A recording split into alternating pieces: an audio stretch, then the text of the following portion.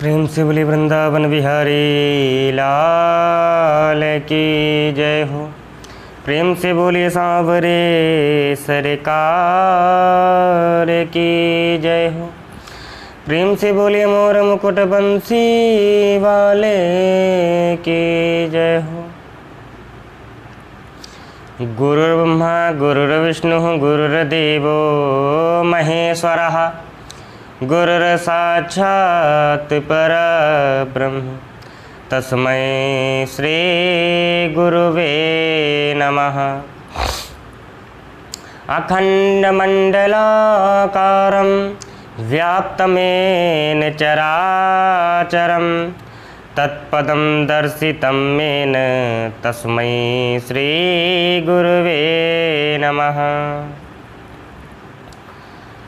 राधा मेरी स्वामिनी मैं राधे को दास जन्म जन्म मोहि दीजियो श्री वृंदावन को वास।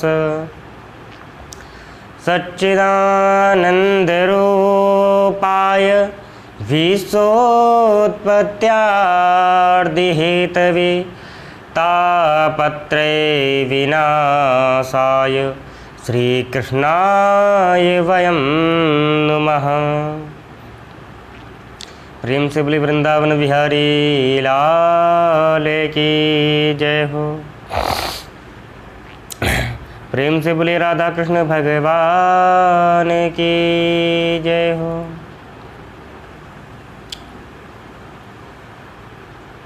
आइए पहले भगवान नाम तत्पश्चात आज हम आप लोगों को भागवत कथा किसने लिखी,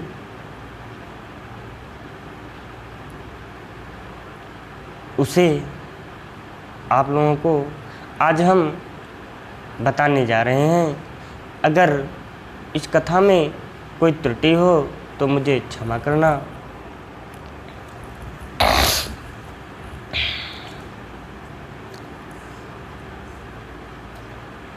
गोविंद मेरो है गोपाल मेरो है, गोविंद मेरो है गोपाल मेरो है।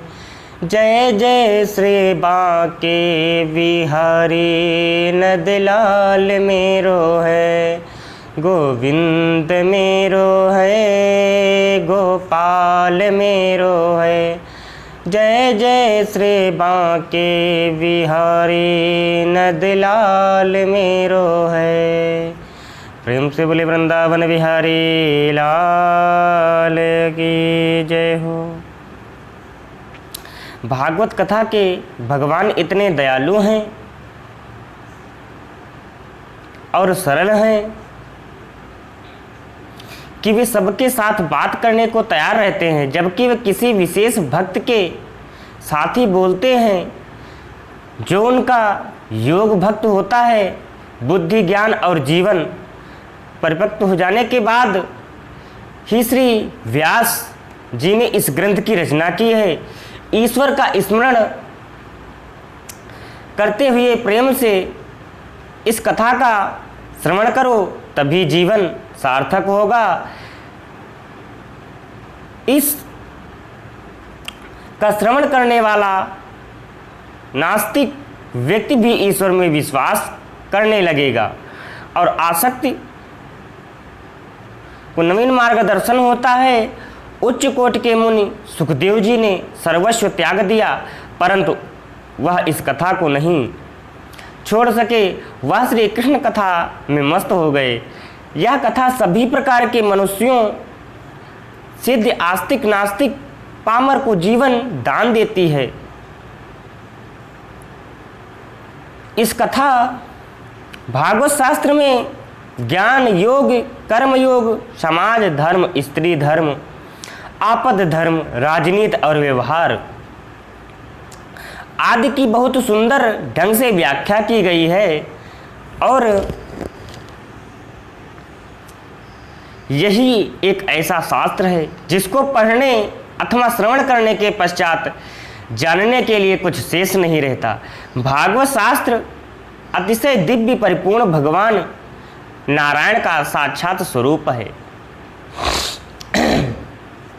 व्यास जी के आश्रम में श्री गणपति भगवान पधारते हैं। व्यास जी ने उनसे कहा कि मैं भागवत शास्त्र की रचना करना चाहता हूं,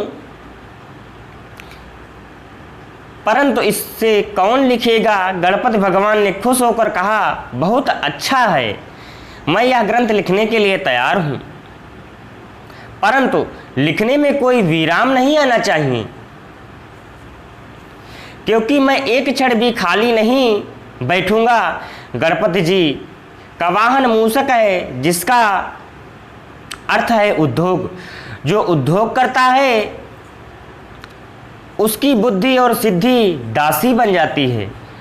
आप निरंतर उद्योग परिश्रम करते रहे।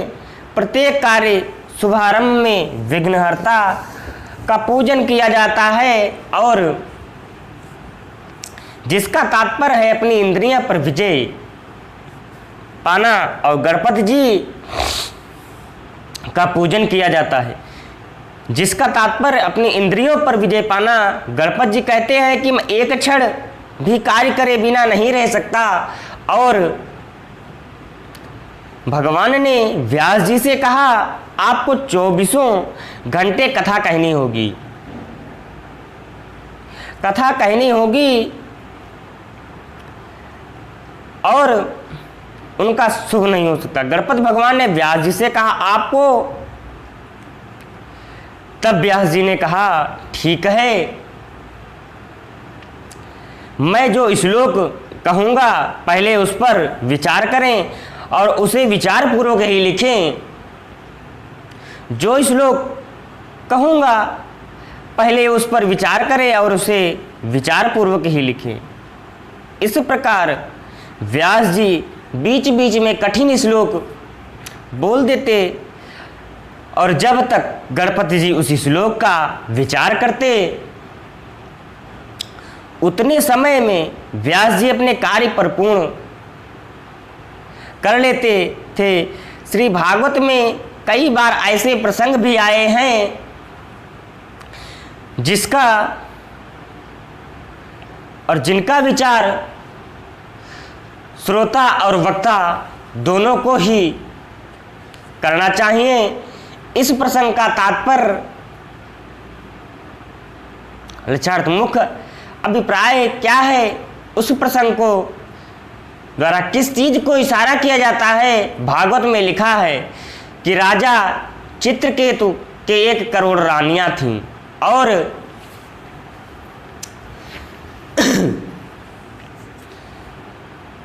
संसार के सारे चित्र जिसके हृदय में बैठ गए वही चित्रकेतु हैं।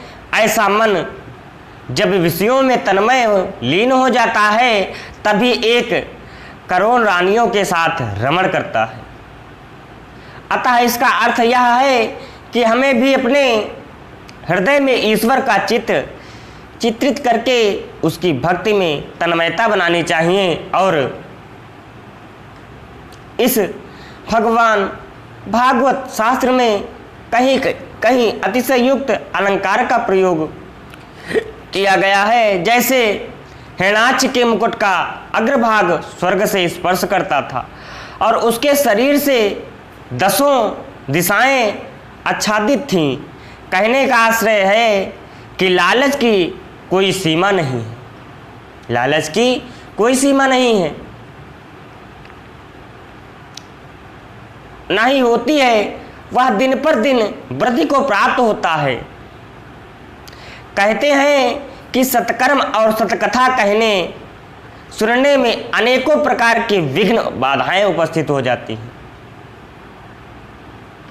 होती हैं। इसीलिए इस भागवत कथा का क्रम 7 दिनों का बनाया गया। अन्यथा सूत जी और शौनक आदि की कथा 1000 दिवस तक चली, 1000 दिवस तक चली थी। कथा में कोई विघ्न न आए, इसीलिए व्यास जी सर्वप्रथम श्री गणेशाय नमः कहकर श्री गणेश जी की वंदना करते हैं। वंदना। जय गणनायक सिद्धि विनायक मंगलदायक मोक्ष प्रदाता, हो तुम ही सबके सुखदायक कष्ट हरो है भाग्य विधाता। रिद्धि और सिद्धि के स्वामी तुम ही हो, रिद्धि और सिद्धि के स्वामी तुम ही हो, पिता हो शुभ लाभों के भव त्राता। छोड़े के गोद माँ गौरी किया वो तुम्हें आजे तुम्हारा भक्त बोलाता माँ। शक्ति स्वरूप सुमंगल कारणी, शक्ति स्वरूप सुमंगल कारणी, काजे सवारती हो सबके माँ। होती कृपा जो तुम्हारी रहे तो बने सब काज ना देर लगे माँ। सीता ने पूजा तुम्हारी किया तो प्रसन्न भई वर राम मिले माँ। मेरी भी कामना पूर्ण करो माँ, तो गौरी हमारा भी कष्ट हरो माँ। ओम गंगणपतये नमः। इस प्रकार वंदना करते हैं। तत्पश्चात माता जी की वंदना, सरस्वती वंदना करते हैं। और श्री व्यास जी ने इस ग्रंथ की रचना वृद्धावस्था में की थी,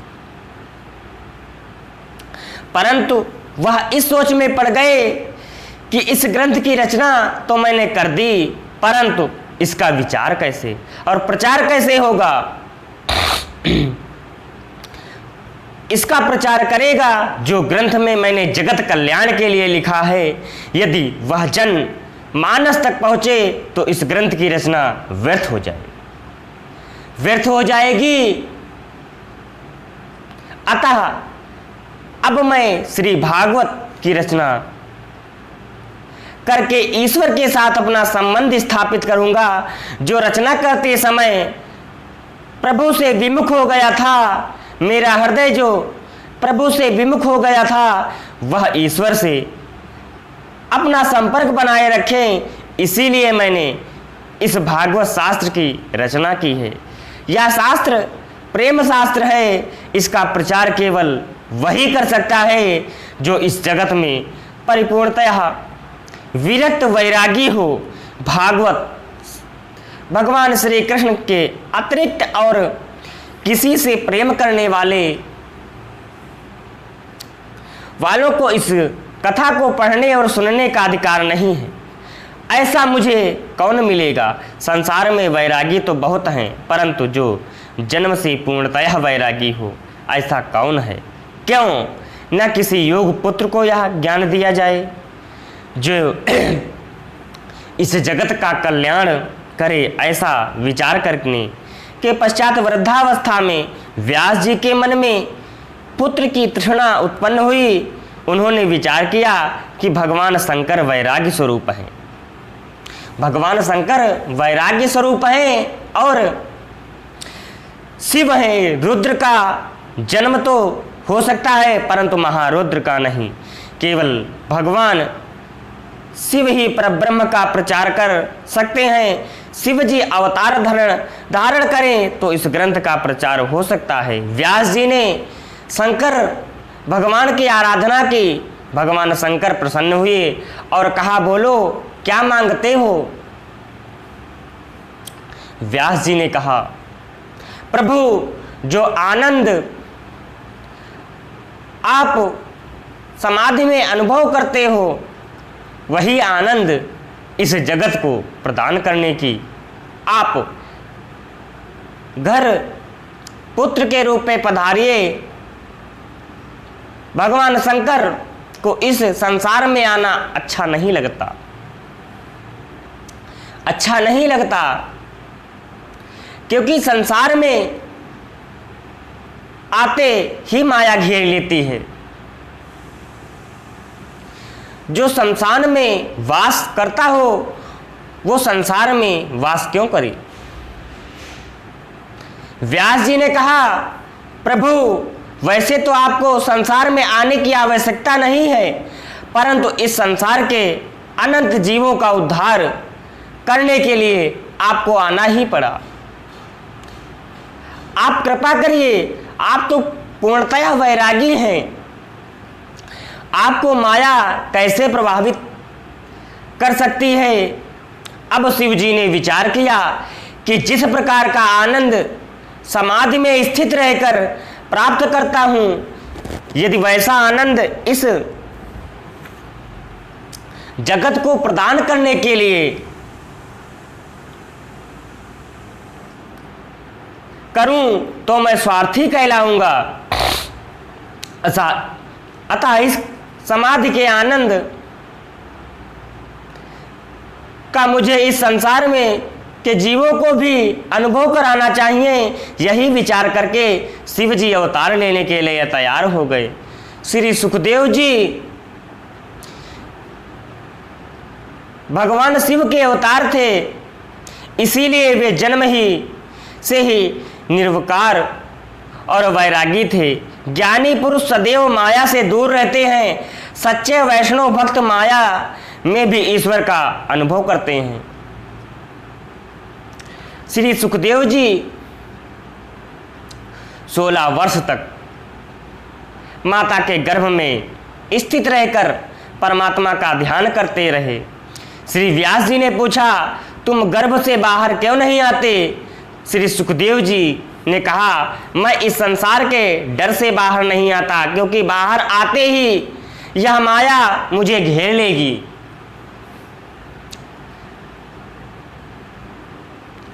मुझे इस माया से डर लगता है।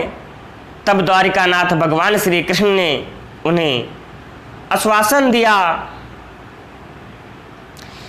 कि मेरी माया तुम्हें नहीं लगेगी। तब सुखदेव जी ने गर्भ से बाहर आए और सुखदेव जी ब्रह्मनिष्ठा, वैराग्य और अलौकिक प्रेम लक्ष्य भक्ति देखकर व्यास जी भी सुखदेव को मान देते हैं और जन्म होते ही सुखदेव जी वन की ओर जाने लगे। माता अरणी देवी कहती हैं कि मेरा पुत्र निर्विकार ब्रह्मरूप है, अतः इसे संसार में मेरे यहाँ से दूर न जाने दो। रोको रोको, इसे रोको। तब व्यास जी ने कहा, यह जगत का कल्याण करने के लिए जा रहा है, अतः इसे जाने दो, क्योंकि जो व्यक्ति और वस्तु हमें अधिक प्रिय लगती है उसे उन अंतर्यामी भगवान को अर्पण कर देनी चाहिए। परंतु श्री सुखदेव जी के जाने का विचार आते ही श्री व्यास जी ने भी व्याकुल हो जाते हैं कि यह तो जा रहा है, फिर वापस आने वाला नहीं है, और पुत्र के पीछे दौड़ते उन्हें बुलाते हैं, हे पुत्र वापस लौट आओ, मैं तुम्हें विवाह के लिए बाध्य नहीं करूंगा। यह माया ही तो है कि श्री कृष्ण नारायण का ध्यान करने वाले लौकिक संबंध का स्मरण कर रहे हैं। जिसको लौकिक संबंध याद नहीं रहते वही ब्रह्म से संबंध स्थापित कर सकता है। तब लौकिक संबंधों का स्मरण रहेगा, तब तक ईश्वर में आसक्ति नहीं होगी। प्रेम से बोलिए वृंदावन बिहारी लाल की जय हो। प्रेम से बोलिए मोर मुकुट बंसी वाले की जय हो। आज की कथा मैं यहीं पे विराम करता हूँ।